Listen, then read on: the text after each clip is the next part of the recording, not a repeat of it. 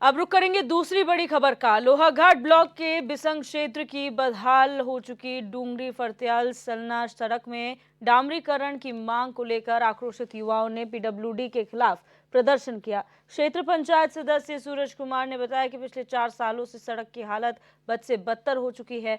पूरी सड़क में बड़े बड़े गड्ढे हो चुके हैं, जिसमें दुर्घटनाओं का खतरा लगातार बना हुआ है और कई दोपहिया वाहन चालक गिरकर चोटिल भी हो चुके हैं।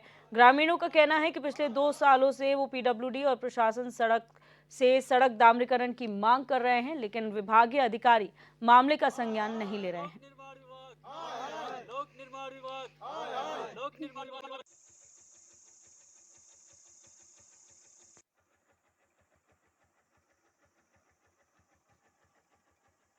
यहाँ पे ढेरनाथ मोटर मार्ग है और आए दिन ये सड़क इतनी बेकार हो रखी है, इतनी बदतर हो रखी है, पूरे ही रोड़े रोड़े हो रखे हैं इस रोड पे। और बहुत से एक्सीडेंट भी हो गए हैं और स्कूल से आते जाते जितने भी बच्चे हैं वो गाड़ी आती हैं तो वो भी मतलब बहुत स्लिप खाती है और रोड की बहुत ही बुरी हालत हो रखी है। इसलिए हम प्रशासन से कहना चाहते हैं कि इस रोड को जल्द से जल्दी मोटर मार्ग है। डूंगरी फरत्याल ग्राम पंचायत का एक मुख्य बाईपास रोड है जो काफ़ी लंबे समय से ख़राब चल रहा है। इसके 3 बार मैं प्रशासन को प्रस्ताव भी दे चुका हूं और 3 बार इसको मैंने बीडीसी बैठक में उठाया है, लेकिन प्रशासन इस पर अभी भी मौन है। यहाँ आए दिन दुर्घटनाएं सामने आ रही हैं, कभी कोई बाइक वाला कभी कोई स्कूटी वाला गिरे हुए मिलते हैं, लेकिन प्रशासन इस पर ध्यान नहीं देता।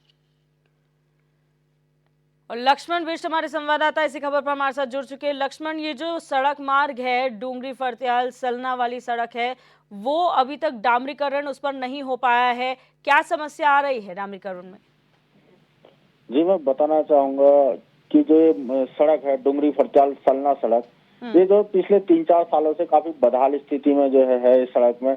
वीडियो में आप देख ही रहे होंगे कि कितने बड़े बड़े गड्ढे इसमें हो गए हैं। तो वहीं ग्रामीणों का कहना है और जो क्षेत्र पंचायत सदस्य हैं यहाँ के सूरज कुमार, उनका कहना है कि हमने कई बार प्रशासन से भी इसकी मांग करी है, पीडब्ल्यूडी से भी इसकी मांग करी गई और बीडीसी बैठक में भी इस मुद्दे को जो है उठाया गया, लेकिन इस समस्या का समाधान जो अभी तक नहीं हो पाया। सिर्फ जो पीडब्ल्यूडी है या अन्य अधिकारी हैं तो उनके द्वारा सिर्फ आश्वासन दिया गया, लेकिन सड़क पर कार्य नहीं करा गया, जिस कारण जो काफी जो है दिक्कतें उन्हें झेलनी पड़ी। कई दोपहिया वाहन चालक गिरकर इसमें चोटिल हो चुके हैं। जी दिव्य दर्शन जी, आप बने रहिए हमारे साथ क्षेत्र पंचायत सदस्य सूरज कुमार फोन लाइन पर जुड़ चुके हैं। सूरज जी, बहुत स्वागत है आपका HNN 24/7 में।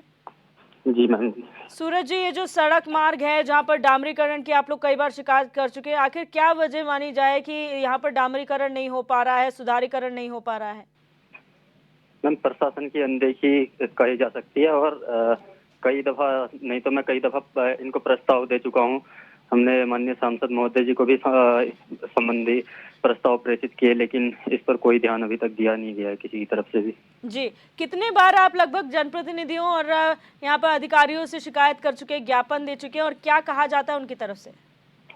मैम, पूरी तरह से आश्वासन दिया जाता है, लेकिन काम कहीं से कहीं तक कुछ किया नहीं है अभी तक इन लोगों ने।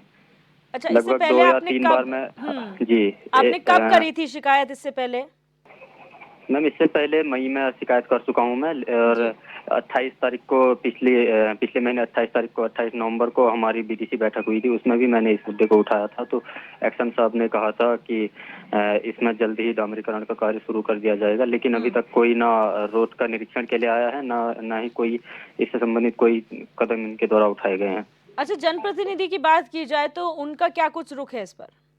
जनप्रतिनिधि मैम पूरी तरह से अनदेखी कर रहे हैं, कोई सुध लेने वाला कोई है नहीं।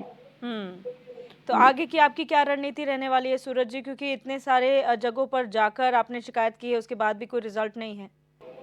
रणनीति मैम कुछ नहीं, अब इतनी जगह हमने प्रस्ताव भी प्रेषित किए हैं और बीडीसी बैठक में भी उठा दिया मैंने इस मुद्दे को 3 बार। तो अगली रणनीति हमारी यही है कि अब पीडब्ल्यूडी ऑफिस जाकर के हम वहां पर धरना प्रदर्शन करेंगे और फिर भी अगर कोई हल नहीं निकला तो फिर हम कलेक्ट्रेट कार्यालय में धरना देंगे। जी सूरज जी, बहुत शुक्रिया हमारे साथ जुड़ने के लिए और अपनी बात रखने के लिए।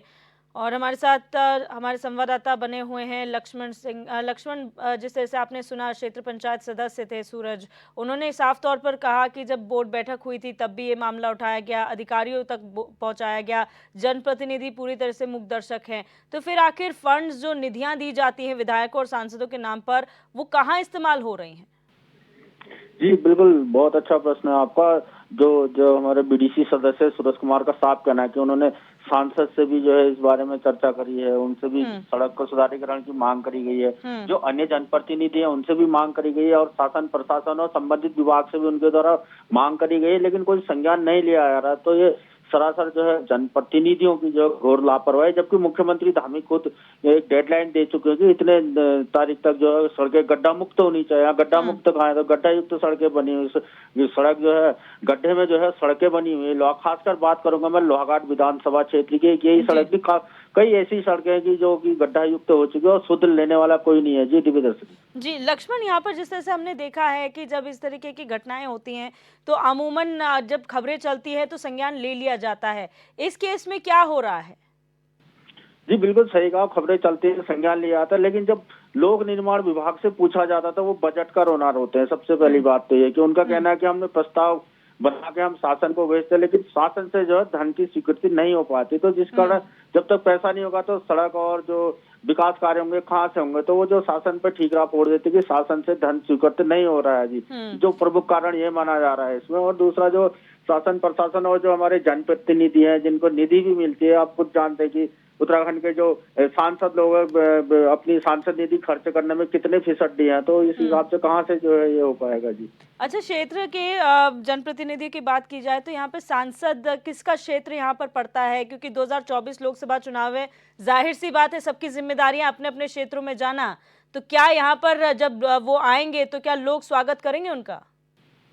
जी मैं बताना चाहूंगा, जो यहाँ अल्मोड़ा पिथौरागढ़ लोकसभा संसदीय क्षेत्र है, तो वहाँ यहाँ के जो सांसद हैं वो अजय टम्टा हैं। जो अजय टम्टा का जो ये क्षेत्र पड़ता है, तो उनसे आशा जो है जनता ने काफी रखी थी, वो काफी विकास करेंगे, लेकिन फिलहाल जिस हिसाब से जनता ने उनसे आशा रखी थी उस हिसाब से वो कार्य नहीं कर पाए, जिस कारण जो क्षेत्रीय जनता है तो उनका आक्रोश जो है काफी है सांसद को लेके। फिलहाल लोहाघाट, खासकर लोहाघाट विधानसभा क्षेत्र में जनता जो काफी सांसद से आक्रोश में है कि उनके द्वारा कोई भी विकास कार्य यहाँ नहीं किए गए, ना क्षेत्रीय भ्रमण उनके द्वारा किया जाता है। तो अब 2024 नजदीक है, लेकिन तो वो लोग जो है प्रधानमंत्री मोदी के नाम पर जो चुनावी गंगा को पार करने की योजना पर कार्य करते हैं, जो पिछली बार भी देखा गया और शायद इस बार भी इसी योजना पर कार्य उनके द्वारा किया जाएगा। जी दिव्य दर्शक। जी बहुत शुक्रिया लक्ष्मण, हमारे साथ जुड़ने के लिए और तमाम जानकारी साझा करने